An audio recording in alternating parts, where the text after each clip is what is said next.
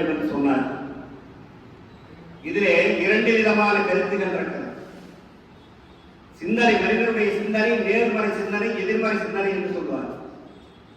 மனிதனுக்கு எதிர்மறை சிந்தனை இருக்கக்கூடாது, நேர்மறை சிந்தனை தான் இருக்க வேண்டும் என்று சொல்வார். அதே போல பேச்சிலேயும் நேர்மறை பேச்சு, எதிர்மறை பேச்சு என்று இருக்கிறது. அப்படிப்பட்ட நேர்மறை பேச்சாக உதாரணங்களாக இந்த திருக்குறளிலே நான் கொண்டு செல்லலாம் என்கின்ற அடிப்படையிலே தான் என்னுடைய பேச்சை நான் அமைத்திருக்கிறேன். அந்த அடிப்படையிலே குறளையும் அதற்கான பொருளையும் சொல்லி சில உதாரணங்களை மட்டும் நான் உங்களிடத்திலே சொல்வதற்கு விரும்புகிறேன். 191 பல்லார் முனிய பயனிலை சொல்லுவான் எல்லாரும் எண்ணப்படும். பல முன்னிலையில் பயனில்லாதவற்றை பேசுபவர் எல்லோராலும் ஏராளமாக எழப்படுவார்கள் என்பது வள்ளுவனுடைய பொருள் சார்ந்த குறள். இதில் ஒரு செய்தியை நான் சொல்லுகிறேன். இந்திய நாடு சுதந்திரம் அடைந்த பின்னால் ஜவஹர்லால் நேரு அவர்கள் பிரதமராக இருக்கிறார். அப்போ இந்திய நாட்டினுடைய காங்கிரஸ் கட்சியுடைய தலைவராக, இந்திய காங்கிரஸ் கட்சியுடைய தலைவராக காமராஜர் இருக்கிறார். நேருடைய அமைச்சரவையிலே ராணுவ அமைச்சராக வி.கே. கிருஷ்ணன் கேரளாவை சார்ந்தவர் இருக்கிறார். நல்ல படிப்பாளி, சுதந்திர போராட்ட வீரர், நேருக்கு நெருக்கமான நண்பர் இருக்கிறார். ஆனால் அவர் மீது ஒரு குற்றச்சாட்டு வருகிறது. அந்த குற்றச்சாட்டு காமராஜருக்கு வருகிறது, செய்தி வருகிறது. காமராஜர் உடனே என்ன சொல்லுகிறார்? கிருஷ்ணமேனன் ராஜினாமா செய்ய வேண்டும் என்று சொல்லுகிறார். நேருக்கு அது பிடிக்கவில்லை.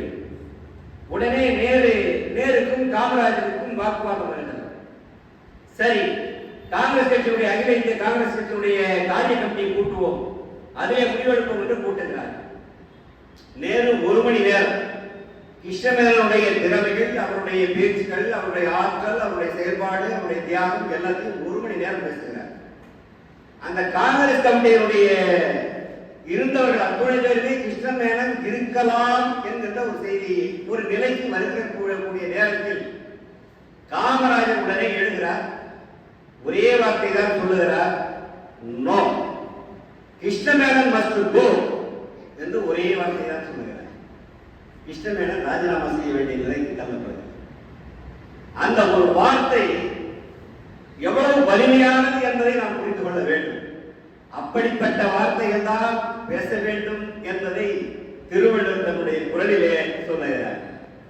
92வது குறளிலே அதே போல அதை இன்னொரு செய்தியையும் நான் சொல்லுகிறேன். முதல் குறளிலே அன்னை தெரசா, உங்களுக்கு கேள்விப்பட்டிருக்கு, தொழுநோயாளிகளுக்கான அனாதை இல்லங்கள் நடத்தி கொண்டிருக்கிறார்.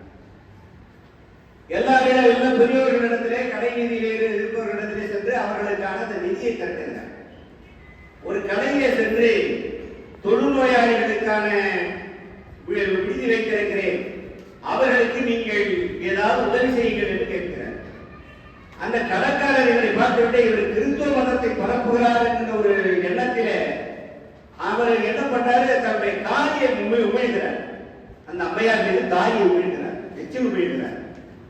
அந்த அம்மையார் சொன்னார், எனக்கு தேவையானதை கொடுத்து விட்டீர்கள், அங்கே அனாதையாக இருக்கிறார்களே தொழுநோயாளிகள், அவர்களுக்கு தேவையானதை கொடுங்கள் என்று அதே கடைக்காரர்களிடத்தில் அவர் கேட்கிறார். இதை பார்த்த உடனே அந்த கடைக்காரர் நெகிழ்ந்து அந்த அம்மையாருக்கு அந்த நிதியை அந்த காவலுக்கு வழங்குகிறார். இதுதான் நம்முடைய திருவள்ளுவர் அவர்கள் சொன்ன குறளினுடைய பொருள் சார். அடுத்ததாக 192 பயனில பல்லார் முன் சொல்லல் நயனில நாட்டார் கண் செய்தலின் தீது. இந்த குறளிலே பல முன்னிலையில் பயனில்லாதவற்றை சொல்லுவது நண்பர்களுக்கு நன்மையில்லாத செயலை செய்வதற்கு போன்றதானது என்று திருவள்ளுவர் அவர்கள் சொல்லுகிறார். அந்த அடிப்படையிலே 1991 ராஜீவ் காந்தி அவர்கள் தேர்தல், நாடாளுமன்ற தேர்தல், சட்டமன்ற சட்டமன்ற தேர்தல் நடந்து கொண்டிருக்கிறது 91. நான் கூட ஆண்டிக்குளம் தொகுதியிலே அந்த ஆண்டிலே தான் முதலாக எனக்கு 28 முதலாக நான் தேர்தலில் போட்டியிடுகிறேன்.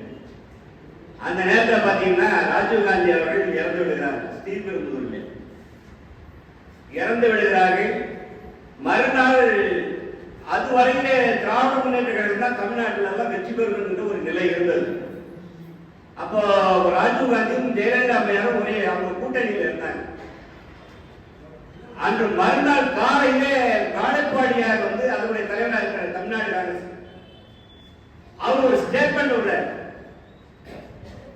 ராஜீவ்காந்தி கொல்லுவதற்கு காரணமாக இருந்தது திராவிட முன்னேற்ற கழகம் ஒரு ஸ்டேட்மெண்ட் விட்டுறார். அடிச்சா பாத்தீங்கன்னா எல்லா இடங்களிலேயும் திமுக தோற்கடிக்கப்படுகிறது, காங்கிரஸ் அதிமுக கூட்டணி வெற்றி பெறுகிறது. அதன் பிறகு என்கிட்ட வாழப்பாடியார் ரொம்ப நெருக்கமா இருப்பார். அதன் பிறகு ஒரு தேர்தல் காலகட்டத்தில் அவர் சந்திக்கின்ற போது இதை சொன்னார். சூழ்நிலை இப்படித்தான் இருந்தது. தேர்தல் கடைசி 2 நாள்ல கூட கடைசி நாள்ல கூட மாறுவதற்கான வாய்ப்புகள் இருக்கிறது. அப்போ ராஜீவ்காந்தி இறந்த போது திமுக தான் காரணம் என்பது அது வந்து நான் உண்மை இல்லை என்றாலும் கூட நாம வந்து அந்த நேரத்தில் ஒரு ஸ்டேட்மெண்ட் அந்த விட்ட மக்களுடைய மனங்கள் அப்படியே மாறிவிட்டது என்பதை வாழப்பாடியார் அவர்கள் சொன்னார். அதைத்தான் வள்ளுவர் சொல்லுகிறார்.